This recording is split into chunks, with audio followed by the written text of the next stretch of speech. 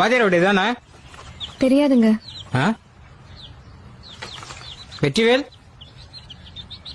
தெரியாதுங்க.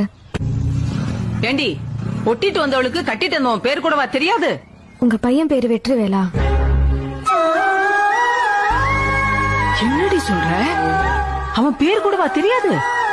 தெரியாது. அப்புறம் எப்படி?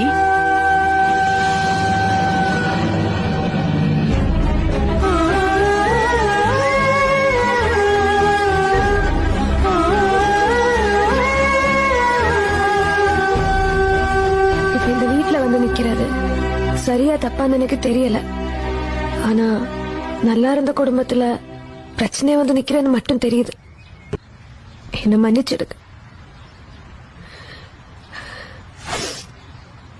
ஏய் சாரதா,